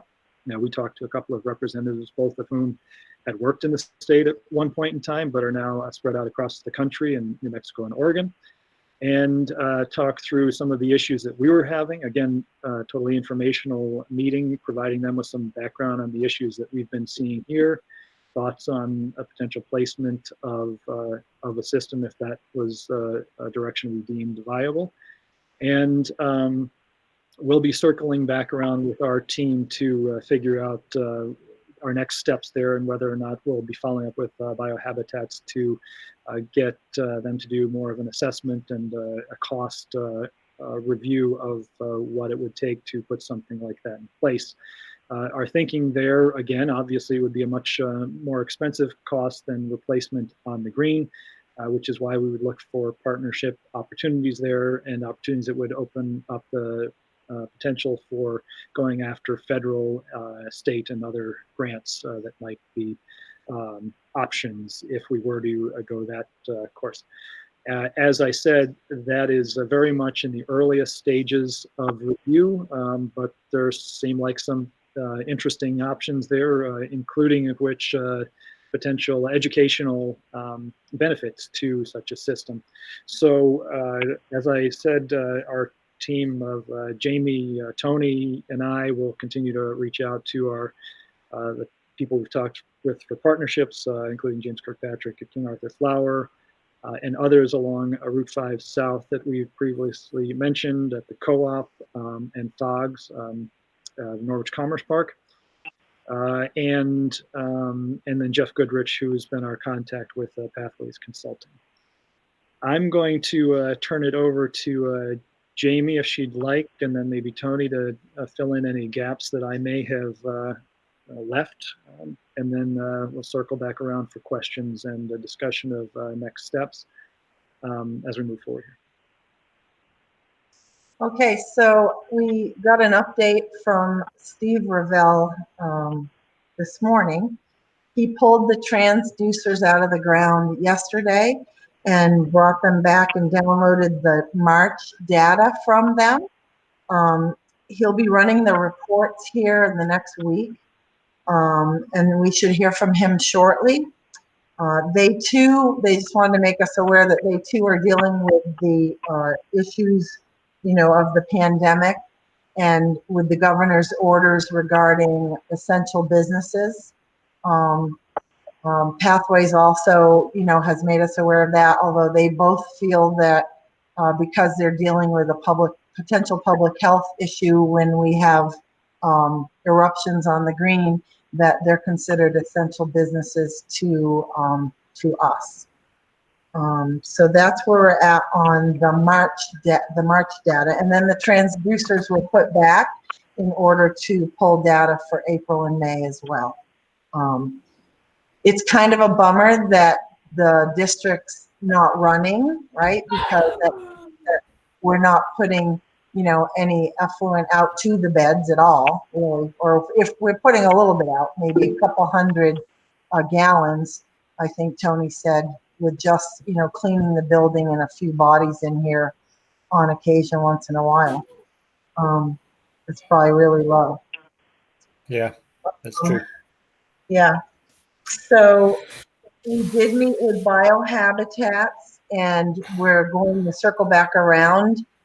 As we left it with them, they mentioned a couple of really interesting things to us for us to think about. We're really wanting to maybe find out from them, some cost benefit analysis on that type of a system. They are familiar with all different kinds of systems, not just the biological type ones. Dr. Todd was thinking that, they could give us a pricing structure relatively shortly, once we give them an idea of what we're thinking about or what we're looking at. So that's where we are with that. I think there was some question. I may preempt Stuart from having to ask it. I saw a post on the listserv, and so there was some question about why we keep talking about 20,000 gallons. And I think we've gone over this a couple times, but I'm just going to reiterate it here again. Because initially our permit for the school district is at 6,000, I think 499. So we come just under the testing threshold. And, it's most of our thoughts, even though we're not reaching that right now, that we might want to maintain that in case we ever decide to expand programming here. King Arthur Flower, I believe, is sitting right now around 5,000. But, by doing something like this, they were, I think, hoping to have a room for a 5,000 gallon expansion, which was talked about in one of our reports.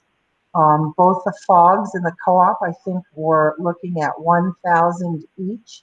I think if you add that together, it comes up to 18.5 maybe.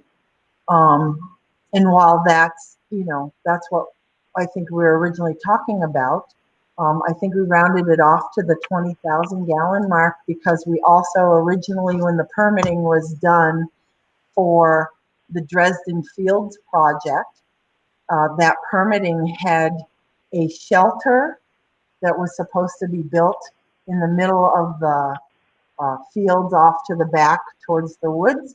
It was supposed to be a shelter for protection from the elements, but it was also discussed numerous times since I got here about perhaps putting in some bathrooms into the shelter if we were able, if we were going to be putting any septic near there.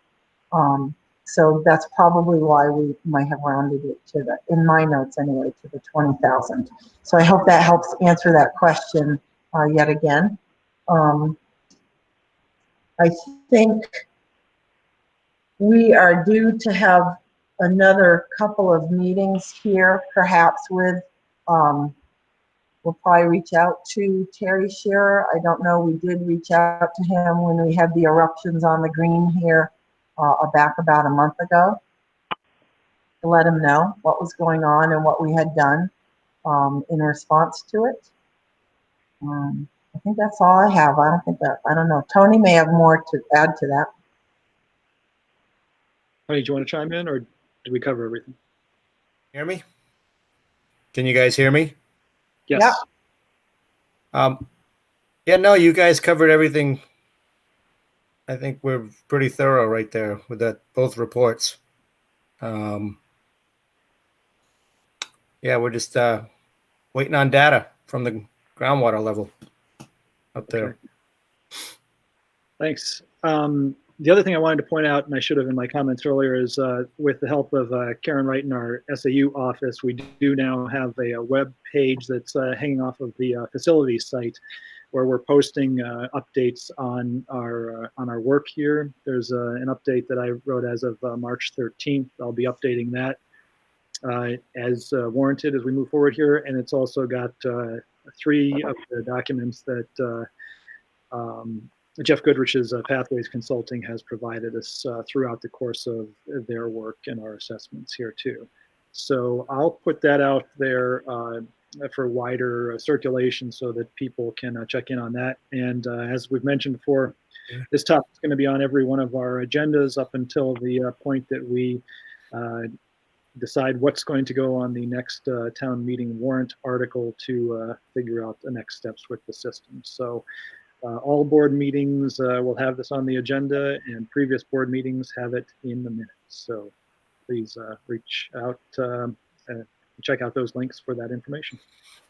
I'll open it up first to board members if they have any questions on the current status, and then we'll open it up to the public. But any board members?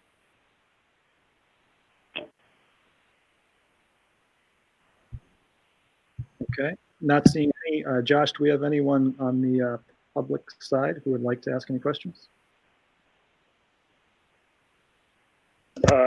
Stuart Richards would. Great, go ahead, Stuart. What, and this may be premature from the sound of the investigations that you've described, but what, if you had to guesstimate, what do you see as the chronology here for solving the problem? I'm not sure I understand the question. Are you asking what are we doing as part of our assessment to arrive at the conclusion of what we recommend as a board to put on the warrant article? No, I wasn't asking for the elements that go into that. I was wondering what time frame you're thinking about, or what time frame you hope to accomplish a decision that you could put before the voters. Are you thinking about the next town meeting next year, or a special town meeting, or what? Sorry to cut you off, Stuart. Next town meeting is my desire, is our desire. That's where you would like to end up? That's where I'd like to end up, yes. So, just looking back, and I don't have the most current information, but looking back at the letter that was written to Jamie back on November 4, 2019, the single biggest element that's causing the current failure was identified, or thought to be, and I'm not sure whether it's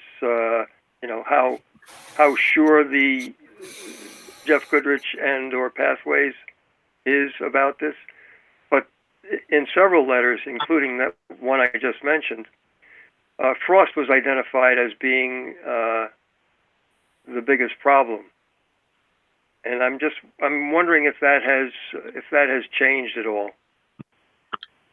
So again, I'll let Tony and Jamie chime in as to fill in any gaps.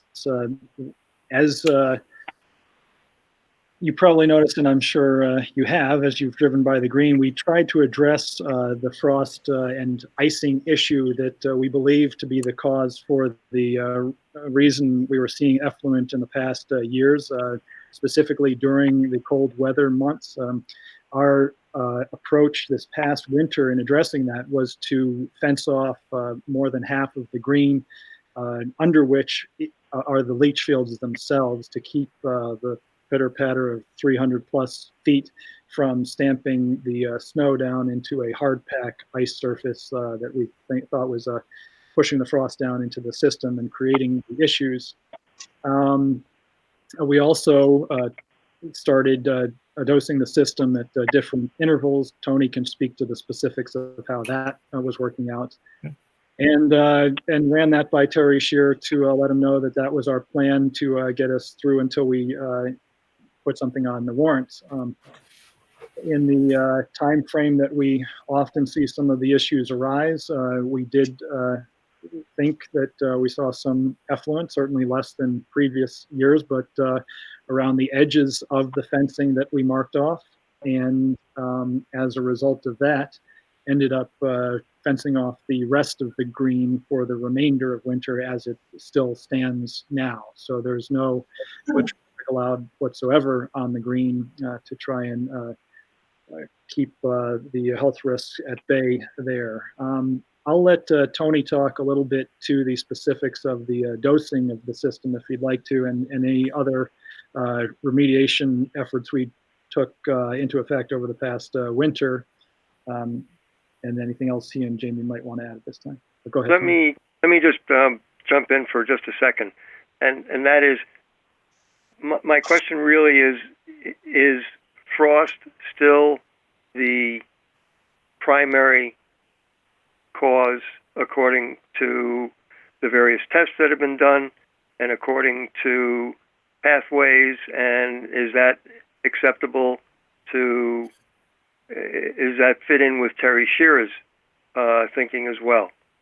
Is frost really the cause as far as can be determined at this point? It's not the only determinant factor. It's probably one of the largest factors. That's why we're still gathering data about groundwater levels as well. So I think to preempt your next question about the fact that you spoke to somebody, the gentleman, is it Mr. Rogers, I believe, that was in your post at the VNR, right, or the Vermont Agency of Natural Resources, who had suggested that we could perhaps or potentially solve the biggest problem by putting some type of bed blanket, if you will, to protect from frost going so deep into the ground. We will be following up with him directly because I'm not sure if he had seen all of our reports on what had occurred. So I want to be sure that he has all of the different pieces of data. And we'll also be following up with Terry Shearer. So as you know already, that in many of our documents, it does point to frost as being one of the largest contributing factors for the septic piping issues that have been making the effluent come up through the ground in places that it shouldn't be, coming up. So we are aware Jamie, that. what are the other factors? What are the other factors that have been identified? I haven't seen them in any of the, and I certainly don't have all of the information, but what are some of the other factors that seem to be contributing to the failure of the system in addition to the frost problem? Well, that's why we're doing some of the other tests. And I believe that we're going to find that it could be some of the higher water levels that we're experiencing because it's a shallow built system.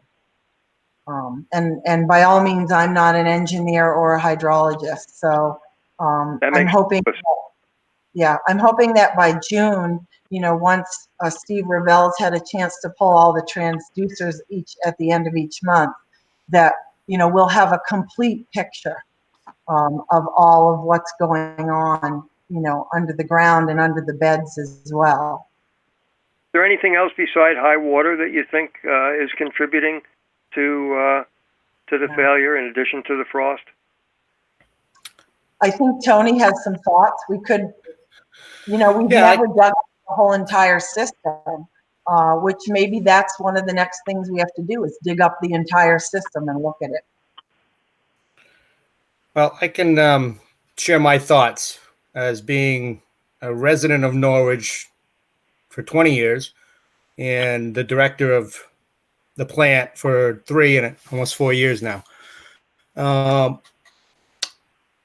Over the year, so that system is just so the board, we got some new board members and try to enlighten them a little bit what I know about our septic system, wastewater system at Marion Cross School. It's 30 years old. It's a very large, as you can see, the fenced-in area is a very large portion of the green.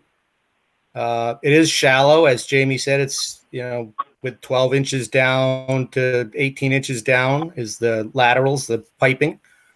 And there's been many reports over the years, but they all seem to point in the direction of the system freezing. The system was originally designed for 10,000 gallons a day. And then the permit was changed to, just as Jamie reported, to about 6,500, 6,400. So we're only pumping out currently today, not much at all, 150 gallons. But in the past, when the kids are there and the staff is there, we roughly douse the system with about 2,500 gallons a day. So that's 1/4 of the 10,000 gallons that it was designed for back in '89. So with that being said, the system is freezing. It's not getting as much warm liquid pumped into it as it was designed for. And so with freezing in PVC piping over the years, obviously cracks probably have developed. Ends of the lateral heads, which is PVC caps, have been pushed off. So we don't know because we haven't dug it up, but my assessment, just being around these types of systems for many years, is, and there was a tree out there planted over the next to the system, and we have trees growing into part of the system now. So there's lateral piping that's broken, that does freeze, and I can report that by putting the fence around and dowsing at a more frequent intervals this past winter, the effluent appeared on the green much less than I have seen it in the last 3 years before we did these mitigation efforts. But we still have a system that's broken, and we're trying to figure out the best way to go forward for the town and for the school and for all us taxpayers. That's about all I. Was Tony or Jamie or anybody, has there been any reports of the system failing in other than winter months? Has it failed in the fall? According to one of the letters from Mr. Goodrich, and this is only anecdotal, I guess, all of the failures that have been reported, but I'd like to hear from you if there's other information. The failures have been during the wintertime. Are you aware of any failures that occurred in the fall or the spring? Well, the ground's not frozen in those times, so it's probably just, again, the beds are very large. They can absorb a lot of liquid, and if they're not frozen, the liquid's going to just go into the bed. When we have the ground if it's leaking from other areas. Exactly, it's gonna drain. We have very good soils under the green, from what I've been made aware of. They're very acceptable for leach fields. So it's only when it freezes, Stuart. Okay, that was my question. I had heard anecdotally from one resident that there had been a complaint, and maybe more than one, I don't know, but there had been a complaint about effluent surfacing and smells in other than the winter months. But you're not aware of that. Well, but that may be occurring. The fact would be, though, that it's not a visual that we actually see, because when the rest of the ground across, the whole green is frozen, then it does the piping if it's escaping from other areas and it comes up, so we see it, right? But we're not actively out there testing during all of the different seasons to see if there's anything, coming up through the ground. It would be dissipating under the ground, but it's so shallow that it absolutely may be giving off an odor. No, the question is, has anybody seen any effluent surfacing in other than the winter months? Personally, we have not, but I'm saying just because we haven't seen it doesn't mean it doesn't exist, right? That answers the question. If you can bear with me, I have some further questions. One of them is related to the ice rink and the 25,000 gallons in the ice rink. I'm wondering if you're going to be pumping that out of the rink and away from the septic system. Okay. I'm going to let Tony respond to that, but Stuart, do you have more questions? Because we're going to move on relatively soon, so we've been on the topic a while. Is this the last question? Well, I'll continue as long as you'll forbear with me, but I can certainly ask them by email or some other way. Okay, we may move that direction, but Tony, let's go ahead with the answers. about Stuart, that water has dissipated slowly over the last course of 2 weeks. It did not need to be pumped, and hopefully, when we get the report on the groundwater, most of that water ended up in the stormwater system because the ground was frozen, and the water just ran across the top and went down the storm drain. And it's all gone now. I don't know if you've been by the green lately. They've taken down. They're taking their rink apart the last few days. The water's gone. But maybe we'll see something in the study, in the hydraulic study. Be interesting to see if there was a blip in the level of the groundwater when that 25,000 gallons drained out. Well, if it's all drained and you're able to cross-check that would be good, because it's easy enough to, even though according to Bree Swenson, even though the fire department can't pump it out, there are plenty of septic tank companies that can pump it away if it is a factor in the groundwater table. Yeah, we are going to look at that, Stuart. We've talked about that in some of our meetings, and we're aware of that factor, but we don't know yet. Okay, Yeah. Stuart, I'm going to give someone else a I had one chance last to, question, if you can hear me out, and that is the comment that was. Sorry, the comment that was made to me by Terry Shearer was that it seemed like it would be possible to insulate above the existing system, and that's not to say that the existing system doesn't need repair and or replacement, but whatever is done with respect to repair or replacement, he felt that, if I understood correctly, that insulation would serve pretty well to protect it from what seems to be the major consideration, which is the frost. So I don't know if you're aware of what he said to me, or whether you've had conversations about that. But I think you're referring to Mr. Rogers, right? Not Mr. Shearer. Conversation I had with Terry Rogers or Shearer? Terry Shearer. Yes, so we have met several times with Terry Shearer and kept him apprised of our work here, and our plans moving forward. And with regard to the insulation, again, I'll let Jamie and Tony chime in. But the recommendations we've heard is that it may need that extra layer of soil to protect it in the form of basically a mound system. Right. Which would I didn't hear anything about insulation. I didn't either, not from Terry Shearer. The Yeah, last me neither. conversation I had was that if it's a shallow system and the water tables are too high, then we'd have to build a mound system. Right. Yeah.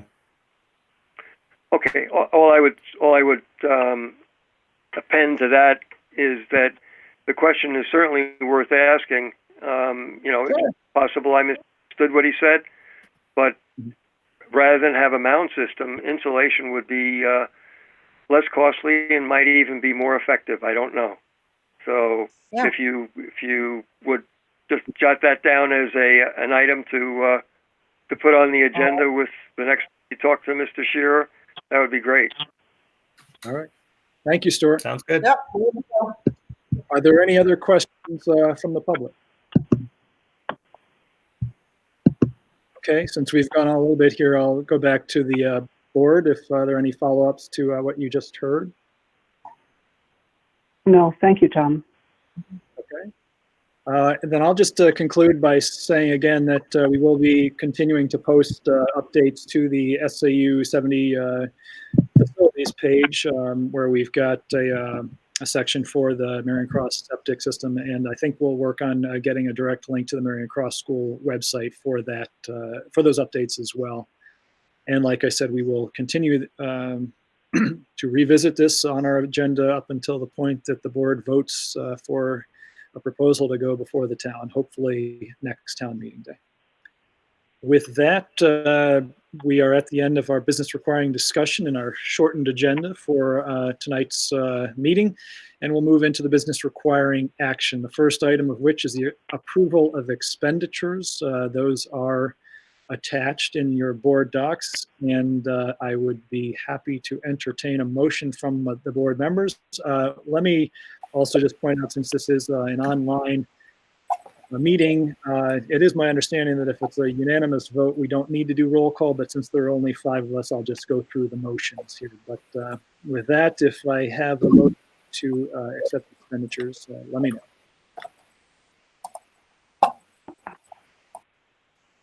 Anyone? I'll make the motion. Yes, please. Kelly. I move to approve expenditures from March 6, 2020 to March 7, 2020 in the amount of $3,521,219.17 as presented. Thank you. Do I have a second? Neil second. And looks like Garrett seconded that. I'll do a roll call. So Kelly, since you offered it. Percy, yes. Neil? Yes. Garrett? Garrett, yes. And I think Lisa's having audio troubles. So I will look for a yay or nay on the text. I am a yes. Can you hear me? Yes, we can hear you. Okay. And I am a yes too, so that is unanimous on the expenditures. Thank you all. The next item on our business requiring action is approval of Friends of Hanover Norwich Schools grant. And I don't know if Sean is still online with us to reference what that grant is, or I think Sean may have dropped off. Let me go back to the. This is a grant. I'll just read what we have here if board members will entertain that. Dear Ruth and Lauren, please circulate to SAU Tech coordinators. The Friends of Norwich Hanover Schools would like to fully fund the Common Sense Digital Citizenship proposal that you presented to us on Thursday night. We enjoyed the discussion support from your entire group and would like to grant the full amount of $4,500. This award is larger than normal, but the potential to impact so many of our children weighed heavily on the decision. Having you explore how a parent night can be widely disseminated, recognizing that the Thursday before in-service is often reserved for families for travel. We ask that you investigate whether the group will allow limited dissemination of a video or handouts that might accompany the presentation. Our funding is not contingent on this. The rest of the letter is in there on behalf of the Friends of the Hanover Norwich Schools Committee from Douglas Van Sitters and Jennifer Ricard. So thank you to the Friends of Hanover Norwich Schools. And again, I'd like to entertain a motion. Oh, I do see Sean is online there. Sean, did you have something you wanted to add about this grant? Only that it's to promote internet safety. So we used to have technical come from the state of Vermont and do a free internet safety program for us, and they no longer do that. So a group of teachers put this together to supplement. Great. Well, thank you. It's a very generous grant, as they said, well beyond the normal amounts. So we very much appreciate it. And with that, I'll entertain a motion to accept it. Motion language is in your board docs. No, this is Go Neil. ahead and move. I heard Neil first. So Neil, if you Move to approve the grant from the Friends of Hanover Norwich Schools for Common Sense Digital Citizenship as presented. Thank you. Do I have a second? Lisa second. Lisa seconded that. Great. Let me start with Neil then, who offered it. All those in favor? Yes. Garrett? Garrett, yes. Kelly? Percy, yes. And Lisa? Lisa, yes. And I am a yes as well, so that passes unanimously too. Thank you. Next up is the approval of minutes from our March 4th, 2020 meeting. Those also are in your board docs. And I will entertain a motion to accept those. I'll move to make the motion, Tom. Thank you, Kelly. Go ahead. I'll move to approve the March 4th, 2020 public minutes as presented. Thank you. Do I have a second? Lisa will second. Thank you, Lisa. Now, Are there any wishes to amend or edit the minutes? Not seeing any. Let me start with roll call with Kelly. Percy, yes. Lisa. Lisa, yes. Neil. Yes. Garrett. Garrett, yes. And I'm a yes as well. So thank you. That passes unanimously. The approval of the non-public minutes is up next. Those also are attached to board docs, and I will entertain a motion to accept those. Kelly, could you lead us off with this one? I will move to approve the March 4th, 2020 non-public minutes as presented. Thank you. Could I have a second, Lisa? I second. Thank you. Kelly, we'll do roll call. Start with you. Kelly, yes. Thank you. Lisa. Lisa, yes. Thank you. Garrett. Garrett, yes. And Neil. Yes. And I'm a yes as well, so unanimous also. The last item of business on our business requiring action is the annual approval. Tom? Oh, excuse me. Yes. Tom, that was posted incorrectly, so I actually updated it, and maybe I did it wrong, but it was posted as DAF, which is actually the Federal Funds Administration Policy. Ah. We normally do, I think, the fiscal one in June. Okay. So I fixed it. I hope that's okay. I reposted it. I redid the wording because the one that's posted there for you to review is actually DAF. It wasn't DFA. And it's easy to get them confused because they're the same letters. And I just noticed it tonight, and Kate might have gotten the two confused. Is DFA not investments? DFA is investments, but DAF is federal funds. And Right. so the one that she had attached was actually DAF, which is federal funds. But we do want DFA. Yeah, but normally we do that in I think it's in May or June. Okay. I think it was on the agenda template for now. If there's not a critical need to go ahead and approve it this evening because of this confusion, I think I'll pass on it if that's all right with the board. Yeah, that's Table it fine. for the next meeting. Oh, we do need to pass this. Hold on. Well, DAF is the federal grant one, which has been posted and approved in Dresden and Hanover, but not here. It was done by SAU and Dresden at the, I think, February or March meeting, and then it was done in Hanover in March, and it hasn't been done in Norwich. So that's why I think maybe we were supposed to post two here, maybe DFA and DAF, and only one got posted. Okay. Because it's confusing. All right. But this does need to be passed then before the May meeting for the audit to take place? We can do it either way. If you want to repost them both for the next meeting, I think that would be fine. The audit that Jay's referencing was for New Hampshire, the two New Hampshire districts, Dresden and Hanover. That was the federal grants audit. Okay. If it's not going to set us back, I would prefer, just given the confusion, to move it to the next meeting unless there, but I don't want to. That's fine. We can do that. Okay. That's fine. So we'll put both of them on the next one. That'd be good. We'll make sure we get it on the agenda.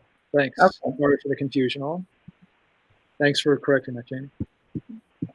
So we'll table that, and I do not have need for an executive session this evening, and in the future, just so the board knows, we will provide guidance on how we would actually do that virtually, since it would require a separate link to get to a private space. And with that, we didn't include any reports, but Jay, did you have anything you wanted to add? You talked to, I think, most of probably what has been encompassing your time with the COVID-19 update earlier, but is there anything else you wanted to add tonight? Sorry, I had a mute problem. No, I don't have anything else. Okay. Jamie, did you have anything from the business perspective? No, and in fact, I tried to unmute myself earlier or mute myself and I disconnected, so. Okay. Well, I will keep my update so brief to only again say thank you to our administrators and our teachers and staff. You're doing incredible work now. It looks like we've got a bit of a row ahead of us here, but if we all work together, I'm sure that we can get through this. We've got a great supportive community, and your guidance has been extremely helpful and at the right time. So thank you all for that. Any board members wishing to make sure we get certain agenda items on the next meeting, please speak up now, or feel free to send me an email in the next couple of weeks.